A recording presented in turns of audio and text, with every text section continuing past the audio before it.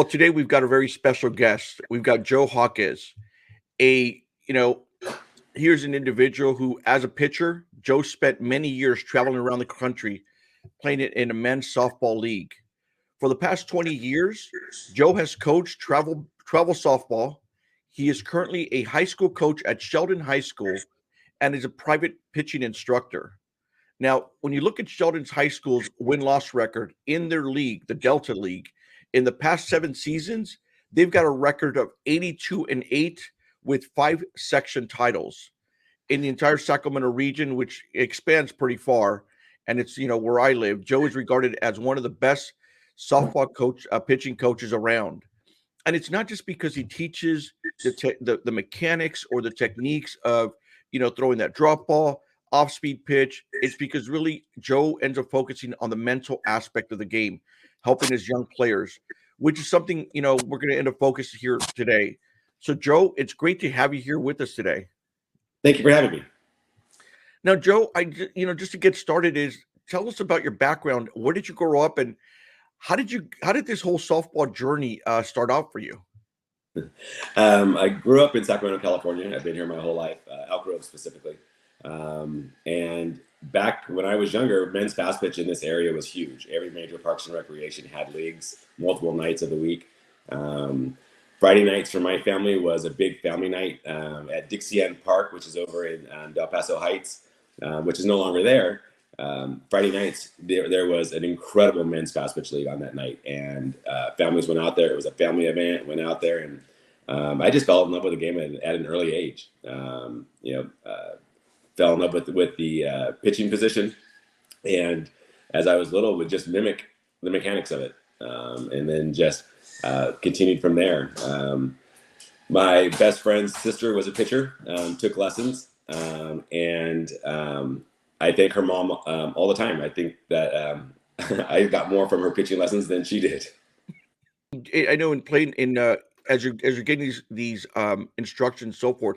And what got you into the travel ball? Is it just as you got older, you said, okay, I'm going to go start traveling? Because, I mean, from everything I've heard, from other folks that I've talked to other people about your stuff is, I mean, you got to travel around the country and we're very successful in pitching. I started coaching my younger sister at an early age. At 16, I helped her 10 and under team as a coach. And then at 18, had my first travel, actually 19, I had my first travel team, the Lady Blazers, as a head coach. And then it just went from there. I was the assistant coach at Elk Grove High School for 2 years. One of those years back in 1991, I coached with Mary Jo Truesdale. Our relationship goes all the way back to then, 30 plus years.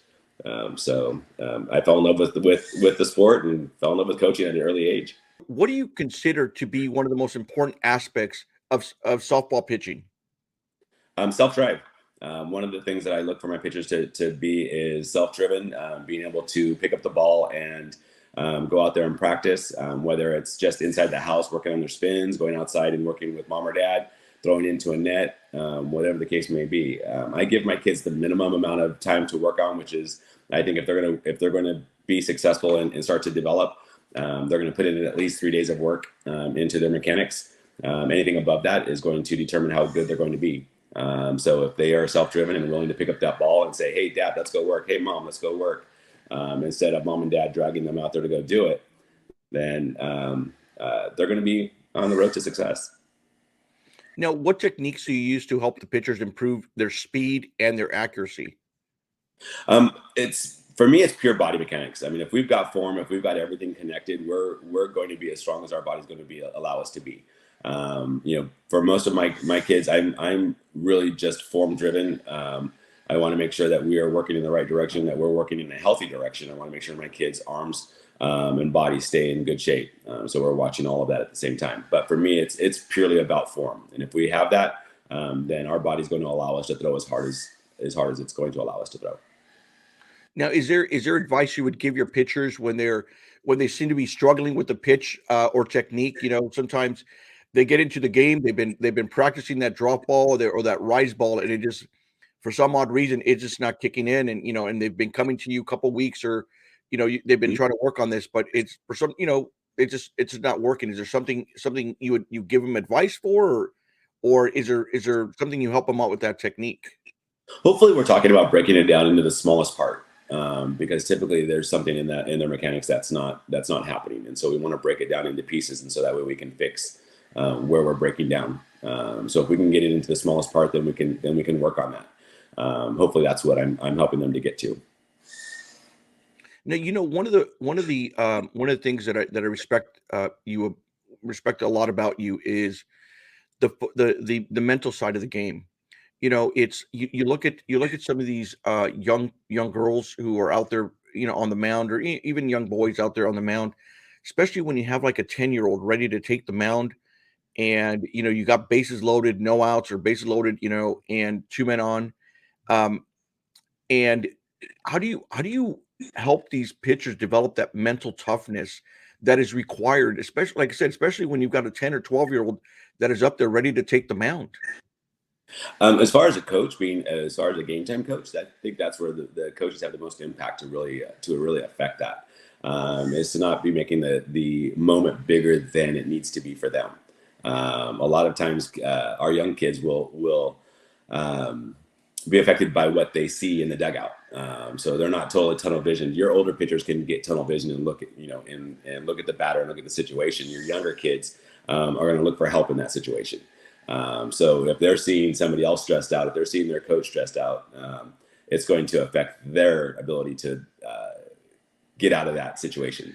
So for me, I'm looking to try to build them up as best I can, to give them that look at, hey, you got this. Hey, we can do this, and not providing any other stress than that they need. They'll read your body language, they'll read your facial expressions, even with sunglasses on. They can tell which they're going to look to see what you're thinking. So a lot of coaches will tell kids they need to be cool, calm, and collected out there. They need to be show no emotion, but coaches need to realize that they have the ability to affect that as well, and that they need to show the same thing. So if we're modeling that, our pitchers are going to be able to succeed as well. Now, what about for that pitcher that was on the mound where nothing seems to be working, and it seems as though, for that one that half inning, it seems like it's a conga line, Mhm. and nothing seems to be going, and she's about to get pulled out, out of the game, and as we go into these tournaments, you got days where you've got 3 games in one particular day, and so she may get pulled out of that inning, but may have to come back the next game or the game after that. Is what advice do you give that young pitcher, or what advice would you give the parents who are going to be, talking to the daughter after the game, or the coach? Um, in that situation, I would probably suggest that we, again, where can we take it back down to? I talked to my pitchers about our foundation. The foundation for every single pitch that we throw is our fastball. So even for myself in a game, if I'm struggling with a pitch, I'll go back to my fastball. Even in an at bat with a hitter, I can find my mechanics. I can find my spin, and then I can go back to trying to bring back another pitch from there. But go back to your foundation. Go back to what puts you where you are, and that's your fastball. Every young pitcher always started with their fastball, and for me, I talk to my pitchers all the time about that being their foundation. So let's go back to it. Are there certain techniques that in all your years of coaching, that you use to build up a player's confidence and help them maintain that kind of positive mindset as they end up approaching this game? For me, I guess if there was a technique, it was getting to know each individual. I think that because every pitcher is different, every person is different. You can't approach it the same way. So you need to kind of be able to get into the kid's mind in a different way that they're going to relate to. You can't expect only one set of words, one type of speaking to a child to be able to get through to every single child that you work with. I try to approach it from an individual standpoint, and to um, really get to the individual by knowing who they are. And what did I know a lot of times we, especially as we're in this travel ball situation where you've got your 10, 12, 14s, 16s, and the parents are out in the stands, the parents are out, involved obviously with their kids. I mean, is there any type of advice you would give the parents, especially as they've got kids in this particular sport? Relax, relax. start to meditate. Um, honestly, it's I get how much they've invested, how much they invest in this sport in their child, and the results. They're wanting the results. It is a process, and hopefully they're along for the ride in that, and that you know they can find some peace as they see their child succeed over time. But again, the only suggestion I have is just to relax. I see more pitchers stressed out. I've had dads go sit way out in center field, far away, so that their child can't hear them. But again, just like I said with the coaches, having a part to play in a child's ability to be able to focus through a tough spot in the game. The parents have that same thing, and again, every child knows where their parent is in the stands, and stuff, and so they're going to look to see what's happening out there as well, especially the Well, young. I find that be some great advice because we've had situations where Bella who you coach, we've had like parents like, and this was I think we were this was rec ball. I think we were like in 8U. We had like parents yelling at Bella from the other side, and it just sometimes parents just get a little crazy. I mean, I've seen situations where parents have gotten kicked out of the game, and the ump's gone out there and kicked them out. It's like, this is 10U. Yeah, it's gotten interesting in the stands. Yeah, and it's obviously it gets it, when the kids seeing their parent get kicked out or the umpire going out there and scolding their parents, it gets right back into that head of the player, which at the end of the day, this whole thing is they're supposed to go out there, have fun, try to enjoy the sport itself, so that hopefully they can carry it over for many years, and find this love for it. Absolutely, absolutely. I mean, it's a great sport, and it's definitely a vehicle for kids to use to get further on in their career, athletically and academically, and then professionally after that. So you know, this sport offers so much to kids. Especially, I was just having a conversation with one of my parents who I coached a long time ago that I ran into at a restaurant. And they brought back how much this sport offered their child in being able to succeed in the professional world. The focus, the drive, the being able to work through adversity, has really come to a forefront in their professional lives, and they're able to correlate the two together. So it's got a lot to offer. Yeah, it does. And Joe, you obviously with the coaches there at Sheldon High School have been very successful. There's obviously a lot of kids who are playing the rec or playing travel ball right now. What advice would you give some of these young athletes that are looking to play in high school? What are things that you as a coach are looking for, or advice you would give these young kids to start working on now as they get ready to play in a high school? Work on multiple positions. Be flexible. This is going to be your first taste of walking into an arena where you're 4 years younger than your oldest player on your team. If you make the varsity, as a freshman, you can be playing with an 18-year-old, so a 14-year-old and an 18-year-old playing on the same team. And unless you blow them out of the water, you could be finding yourself needing to play another position to get into the lineup. So flexibility is a must. You need to be open to playing other positions and being willing to do so, and that's at a level, every level. I was just reading an article about one of our local players here from the Sacramento area that's playing at the University of Arizona. She was a shortstop her whole life. I've known this kid for years. She was always a shortstop on every team that I saw her play on, and now she's playing first base. She plays right field. But she wants to be in the lineup. She's going to do whatever she can. And, when her coach asked her, she said, okay, let's do it. And that's really the mindset that you need to have once you get into that area where you're going to be playing with folks that have either been there or are 4 years older than you. Is flexibility. It's a must. So learn multiple positions, be open to doing them, and give it your all. Now, I know that over the years you've had a long list of pitchers and players that you've coached that are Mhm. now playing in college.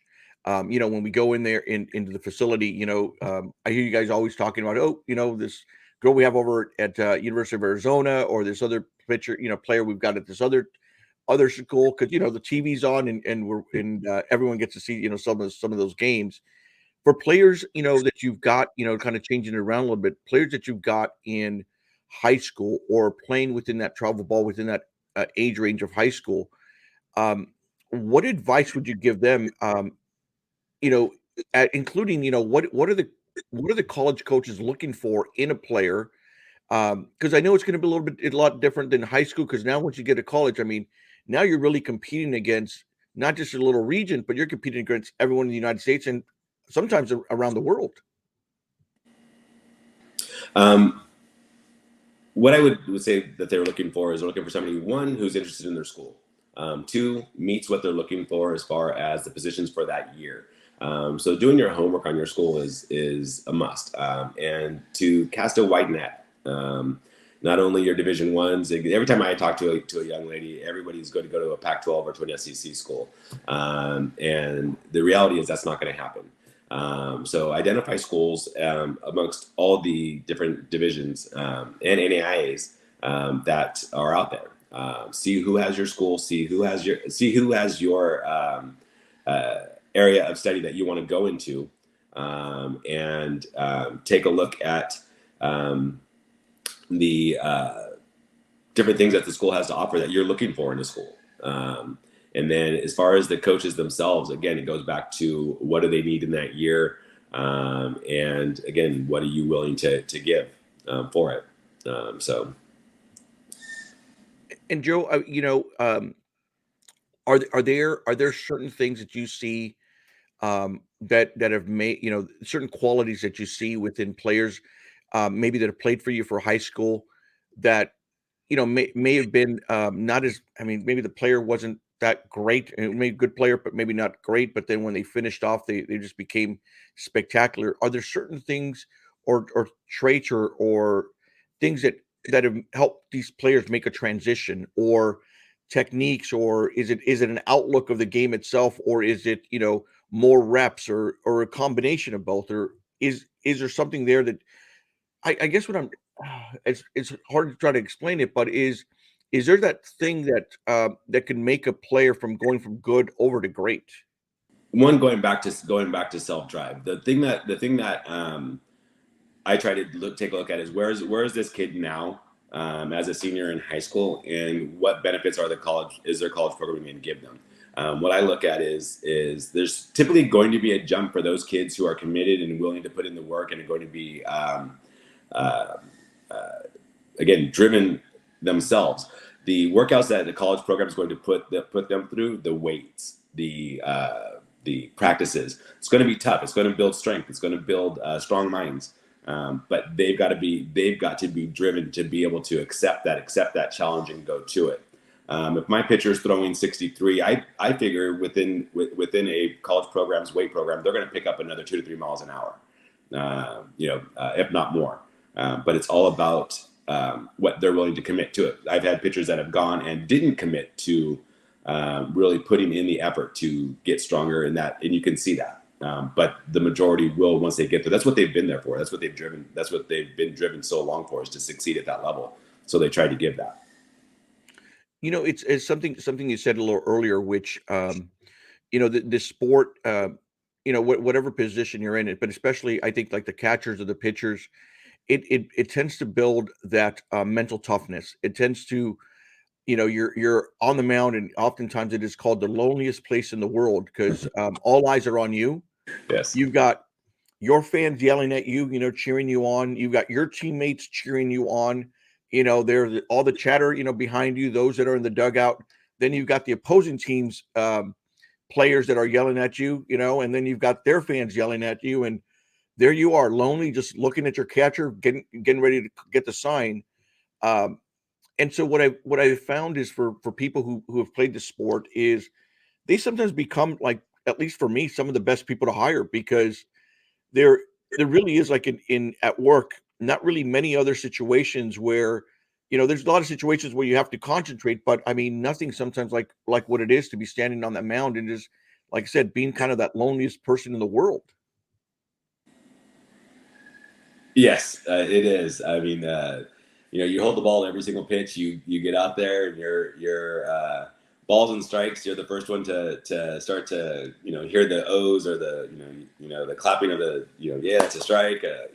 So and you have to be able to work through both you know the success of throwing a strike and the failure of throwing a ball, and to be able to rise above that. And I could see how that would translate into the workplace. Not every report I do or is going to be perfect, and I'm going to need to be able to make the adjustments on that when it gets kicked back to me.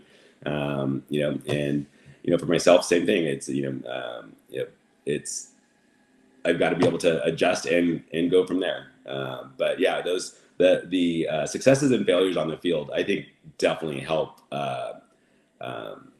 every individual develop some ability to work through adversity, and to be able to rise to the occasion, even outside of softball. Yeah, well, Joe, I know you've got a busy schedule, and I want to thank you for your time. But before we end this great discussion, we asked this of all the guests: is Joe, are there two books or movies or a mixture of both that you would recommend to our audience, and why?